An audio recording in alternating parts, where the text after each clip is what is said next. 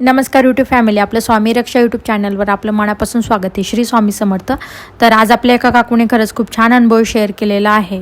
स्वामी भक्त आहे आणि स्वामी भक्ताच्या जीवनामध्ये जर काही अडचणी असतील तर स्वामी थोडी परीक्षा घेतात, पण खूप चांगलं करतात, खूप चांगलं देतात, अगदी नशीबसुद्धा बदलून टाकतात. तर असं काही आपल्या काकूंच्या मुलीसोबत झालेलं आहे. काकूंचा अनुभव खरंच खूप छान आहे. त्यामुळे अनुभव हा शेवटपर्यंत बघा. आणि जर का तुम्ही आपल्या चॅनलवर नवीन आहात, नवीन स्वामी भक्त आहात, तर आपल्या चॅनलला लाईक करा, सबस्क्राईब करा, बेल घंटा आयकॉन प्रेस करा, नोटिफिकेशन ऑल करा, जेणेकरून तुम्हाला आपल्या स्वामी महाराजांच्या भक्तांचे अनुभव, काही महत्त्वपूर्ण स्वामी सेवा आपल्या चॅनलवर बघायला मिळेल. आणि आपल्या व्हिडिओला एक लाईक आणि कमेंट दिल्याबद्दल खरंच मनापासून खूप खूप आवडतं. चला आपल्या काकूंच्या अनुभवाला आपण सुरुवात करूया. काकूंनी सांगितलं की मुलीचं लग्न जमलेलं होतं. लग्न जमून म्हणजे एंगेजमेंट झालेली होती, साखरपुडा वगैरे झालेला होता आणि 3 ते 4 महिन्यामध्येच मुलीचं लग्न जे आहे तर मोडलं. कारण त्यांनी काहीतरी असं सांगितलं की ते आम्हालासुद्धा पटलं नाही, पण ते म्हटले की आता आम्हाला लग्न करायचं नाही आहे. तर मी म्हटलं मग काही हरकत नाही, आपण नंतर करू.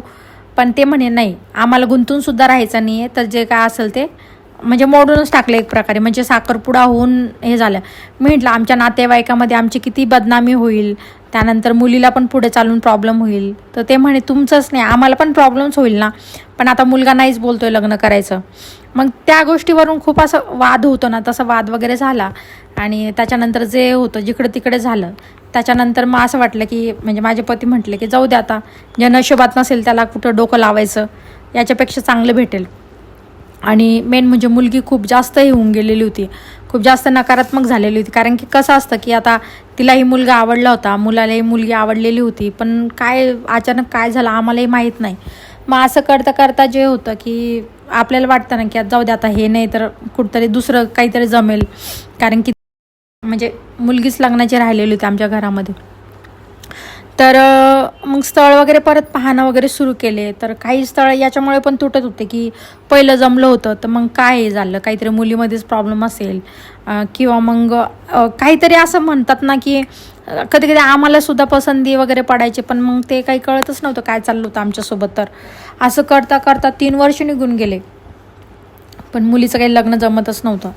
मग त्याच्यामध्ये मुलगी खूप नकारात्मक होऊन गेली की तिलाही असं वेगळंच वाटायला लागलं. तिच्या मनामध्ये भरपूर काही अशा गोष्टी होत होत्या. आणि सोबतच्या मैत्रिणींचे लग्न वगैरे झालेले होते.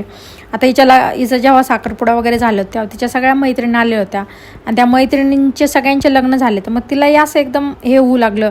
आता तिला असं वाटत होतं की कसं होतं की आता खूप पाहुणे वगैरे बघायला यायचे, स्थळ वगैरे यायचे, मग काही नकार द्यायचे किंवा मग काही असं डायरेक्टली विचारायचे की तुमच्या मुलीचं तर आधी जमलेलं होतं. मग त्यांना तो विश्वास नाही यायचा. आणि मग तोडलं तर का तोडलं, आणि त्या मुलाचं तर खूप चांगल्या ठिकाणी लग्न झालेलं आहे, तर मग तुमच्या मुलीसोबत म्हणजे तुमच्या मुलीमध्ये काय प्रॉब्लेम आहे, असं कधी कधी काही जण तोंडावर सुद्धा स्पष्टपणे बोलायचे. हे सगळं काही चालू असताना ना, मेन म्हणजे मुलगी म्हणजे माझ्या मुलीच्या मनामध्ये काहीतरी वेगळंच चालू होतं. थोडंसं चिडचिड करायला लागलेली होती आणि तिला असं काहीतरी वेगळंच वाटलं. आणि आता तिनं डायरेक्टली सांगितलं की मला लग्न वगैरे करायचं नाही आहे, याच्यानंतर मला कोणतंही स्थळ बघायला नाही आलेलं बरं राहील. नाही तर उगाच म्हणजे तिनं असं वेगळंच काहीतरी बोलत होती, एकदम डिस्टर्ब होऊन गेलेली होती, एकदम नकारात्मक झालेली होती. त्याच्यामुळे मग ती काही एकदमच असं होतं ना. आता माझ्या मनामध्ये पण ते चाललं होतं. आणि माझे वडील म्हणजे जसं होते ना, तर माझे पती म्हटले की जाऊ दे, टेन्शन घेऊ नको, होईल सगळं काही चांगलं, स्वामी सगळं काही चांगलं करतील. मग असंच आता स्वामींचं काय सगळं काही चालूच राहतं. स्वामी असं वाटतं की चांगल्याच्याच मागे स्वामी का असतात, असंही वाटतं. सगळं काही चांगलं असताना आम्ही कधी काही कोणाचं मनातून कधी कोणाबद्दल वाईट गोष्टी पण करत नाही किंवा विचारसुद्धा आणत नाही. मग आमच्यासोबतच का वाईट घडलं तेही कळत नव्हतं. तिच्यासाठी मी भरपूर स्वामींना रोज प्रार्थना करायची की माझ्या मुलीचं लवकरात लवकर जमू द्या. किंवा मग आपण बाहेर काहीतरी पत्रिका वगैरे दाखवतो तसं पण बघितलं, थोडीफार पूजा वगैरे केली, पण काहीच होत नव्हतं, योगच जुळून येत नव्हता. आणि ते सांगायचे जिथं कुठे दाखवलं ना ते सांगायचे की 6 महिन्यामध्ये योग आहे, होऊन जाईल. पण काही मुलीचं काहीच होत नव्हतं. मग आता काय करावं, काही म्हणजे काही सुचत नव्हतं. आणि मी स्वामी महाराजांना रोज एक दिवस पण जात नव्हता बरं का, रोज प्रार्थना करायची की महाराज माझ्या मुलीचं चांगल्या ठिकाणी जमू द्या, लवकर तिला स्थळ येऊ द्या. असं म्हणजे मनात आपली जसं आपण आता आपल्या अंतःकरणातून काही गोष्टी करतो तसं मी करत होते आणि रोजच्या रोज करायचे. आता मी सेवा तरी काय करू ते पण काही कळत नव्हतं मुलीच्या लग्नासाठी, पण सगळ्या काही गोष्टी चालू होत्या. आणि असंच काही चालू असताना जे होतं ना, तर आता मोबाईलवर वगैरे चालूच राहतं महाराजांचे व्हिडिओ वगैरे बघतो आपण, थोडंसं करतो. मग असं चाललं आणि एका व्हिडिओमध्ये जे होतं तर महिला सेवेकरीची जे होती तर ग्रुप होता, तर मग मी त्याच्यामध्ये जॉईन जॉईन झाल्याच्यानंतर मग त्याच्यामध्ये भरपूर काही सेवा आपल्याला बघायला मिळतात त्या ग्रुपमध्ये सेवा खूप होत्या. तर मग लग्नासाठी पण गणपती बाप्पाची 120 दिवसाची सेवा होती. मग सेवा म्हटलं आता मी करू तर कसं करायचं, मग मी विचार केला का मुलीलाच करायला सांगितलं. आता मुलीला सांगितलं की ती तर कोणत्याच गोष्टीसाठी तयार नव्हते, पण तिला सांगताना असं सांगितलं की बाबा तुझ्या जीवनामध्ये काही जे काय अडथळे असेल किंवा काहीतरी तुझं करिअर तरी होईल, काहीतरी तुझं भविष्य तरी घडेल, त्याच्यासाठी जे आहे तर तू 120 दिवसाची सेवा कर, स्वामी महाराज तुझं सगळं काही चांगलं करतील. पण ती काही तयार होत नव्हती. तिला एकदमच असं हे होऊ लागलं की तिला असं वाटत होतं की आता मला काहीच करायचं नाही आणि मला काही सांगू पण नका. तिला तेच वाटायचं की आम्ही तिला लग्नासाठीच हे करतोय जसं. मग ह्या गोष्टी चालू असताना तिलाच म्हणजे तिच्या डोक्यामध्ये काहीतरी वेगळंच चालू होतं की मला ही सेवा का सांगते करायला, कशासाठी करायला सांगते, माझं लग्न जमत नाही म्हणून. तर तिला मी म्हटलं तशासाठी नाही येते, तुझ्या मागं काहीतरी असू शकतं, तुझं काहीतरी कुठेतरी तुला नोकरी लागेल, काहीतरी तुला यश येईल, असं तिला थोडंसं एक मोटिवेशन करतो ना आपण, तसं केलं. आणि तिला कसं तरी करून जे आहे अगदी तिला म्हटलं तुझ्या कुठेतरी आता तू तुझ्या पायावर उभा राहा, तुला लग्न नाही करायचं ना जाऊ दे, पण तुझ्या पायावर उभा राहा, त्याच्यात पण तुला अडथळे नको यायला, असं म्हणून मुलीला सेवा करायला सांगितली. आणि 120 दिवसाची सेवा जी होती तर तिला गणपती बाप्पाची सेवा करायला सांगितली. त्याच्यानंतर तिला सांगितलं की रोज 11 माळी जप कर, मी तर करते तुझ्यासाठी पण तू पण कर थोडी, तू चिडचिड वाढलेली आहे.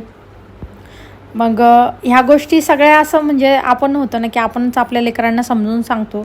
आणि तसंच झालं. तिला आता तिने झाली तयार, अगदी 2-3 दिवस झाले थोडंसं हे करत होती, पण 2-3 दिवसानंतर लागली रमली ती, म्हणजे सेवा वगैरे करू लागली, रोजच्या रोज सेवा करत होती.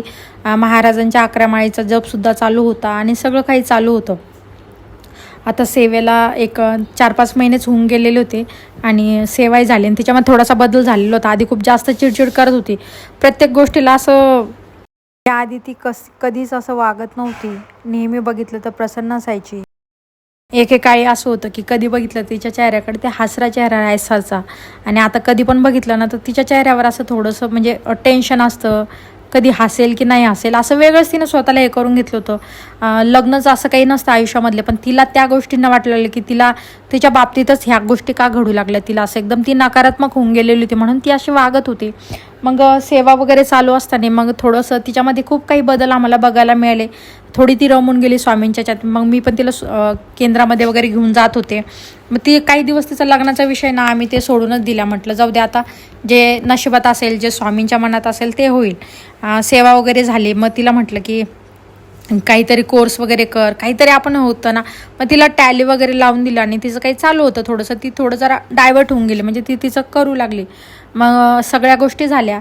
3 वर्षात अशाच गेली. तिचं स्थळ तिला काही कुठून काही होतच नव्हतं, म्हणजे कुठून काही तिला चांगलं स्थळसुद्धा येत नव्हतं. असेच लोक काही ना काही करतच राहायचे. मग सगळं काही झालं आणि एवढं म्हणजे म्हणतात ना स्वामींची कृपा असतेच, खरंच तसंच झालं. एवढं चांगलं स्थळ आलं मुलीला, कधी आलं आणि कधी जमलं आणि लग्न कधी झालं कळालंच नाही. तर मुलगा इंजिनियर होता आणि त्यांना पण आमच्याकडनं काहीच हवं नव्हतं आणि अगदी कुंकवामध्ये लग्न झालं, 1 डे मॅरेज झालं. म्हणजे इतकं म्हणजे आम्हाला पण सुद्धा हे वाटलं. तर मुलगी पण म्हणजे तिला पण काही चान्स भेटला नाही, कारण असं होतं की मुलगा खरंच खूप छान होता, बघितल्या क्षणी तिला पण हे वाटलं. आणि शिक्षण वगैरे चांगलं झालेलं होतं, आता इंजिनियर आहे, चांगल्या कंपनीत जॉबला आहे. तर त्यांनी पण असं म्हणून नाही की बघायला येऊ वगैरे, तर पहिल्याच वेळेस चांगलं आलं होतं. तर बघितलं आणि पसंत पडलं आणि त्यांनी ठरवलं की 8 दिवसामध्ये तारीख वगैरे काढून, आम्हाला काही जास्त मोठं वगैरे करायचं नाही आहे. तर एका दिवसामध्ये जे आहे तर कुंकवामध्ये लग्न केलं. मग तुम्हाला तुमच्या मुलीला काय द्यायचं असेल ते द्या, पण आम्हाला काही नको. तर बघा म्हटलं स्वामींची कृपा किती हे असते. आधी जे जमलेलं होतं का त्यांच्या काहीतरी हे पाहिजे ते पाहिजे, तरी पण आम्ही तयार होतो. आम्हाला काय 2च मुली आहे आणि 1च मुलगा आहे, तर मग आम्हाला पण असं वाटलं की बाबा जाऊ द्या, आपल्या लेकरांसाठीच आपण करतो ना, दुसऱ्यांसाठी थोडी करतो. तर हे असं झालं, अचानक झालं. आता मुलगी तिच्या घरी खूप सुखी आहे आणि स्वामींचे खूप खूप आभार मानते, कारण तिची जशी सेवा करायला लागलेली होती, जसं नामस्मरण झालं, गणपती बाप्पाची सेवा झाली, त्याच्यामध्ये खरंच खूप बदल होऊन गेलेला होता आणि तिचं आयुष्यच बदलून गेलेलं होतं. तर असं काही अनुभव आमच्या मुलीला आलेला आहे. काही दिवसामध्येच तिचं आयुष्यच बदलून गेलेलं आहे. खरंच तिला वाटत नव्हतं ना, आम्ही पण आशा सोडून दिलेली होती की जमेल नाही जमेल, आता मुलं पण कशी भेटता काय भेटता आपल्याला वाटतंच ना. पहिला भेटला तर काही सांगितलं पण नाही, की 3-4 महिन्यामध्येच एंगेजमेंट तोडून टाकली. आणि दुसऱ्याला पण असं चालू भरपूर काही प्रश्न करायचे, हे करायचे, पहिलं का तुटलं वगैरे नकारात्मक बोलायचे. त्याच्यामुळे माझ्या मुलीच्या मनावर जसं काही परिणाम झाल्यासारखंच झालेलं होता. पण स्वामींच्या कृपेने सगळं काही ठीक झालं. तर महाराजांनी आम्हाला असा काही अनुभव दिलेला आहे. सगळ्यांना मनापासून श्री स्वामी समर्थ. बघितलं आपल्या काकूंचा अनुभव किती छान होता. आयुष्यामध्ये खूप काही अडचणी येतातच, पण त्या अडचणींना सामोरं जाऊन आणि स्वामी सेवेत येणं खूप मोठी गोष्ट असते. तर आपल्या काकूंनी धीर नाही खचला, स्वामी सेवेत आल्या आणि त्यांच्या मुलीचं लग्न जे आहे तर काही दिवसातच जमलं. तर असं काही आपल्या काकूंना आलेला अनुभव आहे. अनुभव कसा वाटला मला कमेंट करून सांगा. तुमच्याकडे पण जर काय अशा अनुभव असेल किंवा काही स्वामी सेवा असेल ज्याने तुमचं आयुष्य बदललेलं असेल तर नक्कीच माझ्यासोबत शेअर करू शकता. तर चला मग भेटूया अशाच नवीन व्हिडिओमध्ये. धन्यवाद.